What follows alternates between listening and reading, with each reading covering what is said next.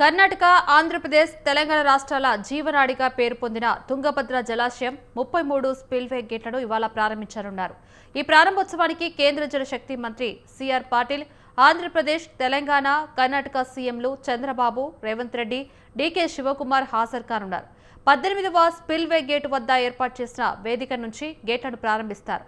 అనంతరం మునీరాబాద్ వద్ద బహిరంగ సభలో పాల్గొననున్నారు.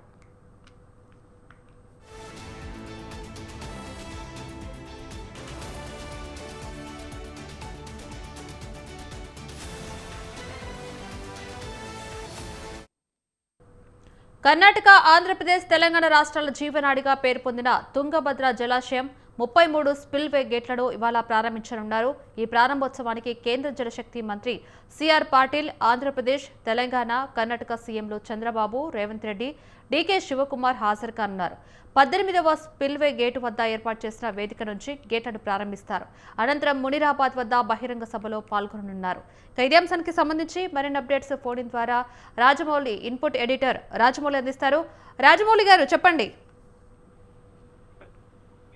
లవణ్య, అవును, ఇవాళ తుంగభద్ర డ్యామ్ వేదికపై 3 రాష్ట్రాల సీఎంలు ఒకే వేదికపై కనిపించబోతున్నారు. చాలా రేర్ సీన్ అనేది చెప్పొచ్చు. ఇదే తుంగభద్ర డ్యామ్ దెబ్బతిన్న గేట్ల రిపేరు పనులను ప్రారంభోత్సవంలో ఆల్రెడీ జరిగిన విషయమే. ఇక AP CM Chandrababu Naidu, Telangana CM Revanth Reddy, Karnataka CM DK Shivakumar, మాజీ సీఎం సిద్ధరామయ్య ప్లేస్ లో వచ్చినటువంటి నేపథ్యంలోనే ఈ 3 సీఎంలు కూడా ఒకే వేదికపై కనిపించబోతున్నారు. మొత్తం మీద ఆ తర్వాత పునరావృతి జరిగే బహిరంగ సభలో కూడా 3 మాట్లాడతారు. తుంగభద్ర డ్యామ్ నీళ్లు ఏపీ, తెలంగాణ, కర్ణాటక, అదే విధంగా రాష్ట్రాలకు రైతులకు లైఫ్ లైన్.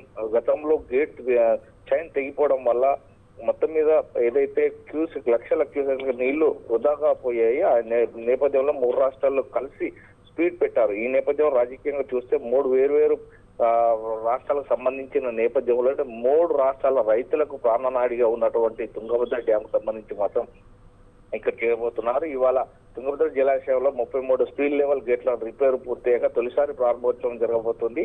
ఇక్కడ 18వ స్పిల్వే గేట్ దగ్గర స్పెషల్ వేదిక కూడా ఏర్పాటు చేశారు. అక్కడ గేట్లను స్టార్ట్ చేస్తారు. ఈ నేపథ్యంలో కేంద్ర జలశక్తి మంత్రి సిఆర్ పాటిల్ తో పాటు 3 రాష్ట్రాల సీఎంలు కూడా హాజరు కానున్నారు. మునీరాబాద్ బహిరంగ సభ అక్కడ నీళ్ల వాటాల ప్రాజెక్టుల భవిష్యత్తులపై మాట్లాడే ఛాన్స్ ఉంది. గత ఏడాది 19 గేటు చైన్ తెగిపోయి 35 టీఎంసీల నీళ్లు సముద్రంలోకి వెళ్లిపోయిన నేపథ్యంలో అప్పటి నుంచి 3 రాష్ట్రాలకు సంబంధించి కేంద్రం కలిసి 180 కోట్లతో రిపేరు చేయించారు. ఇవాళ అన్ని కలిపి 33 గేట్లను రెడీ అయ్యాయి.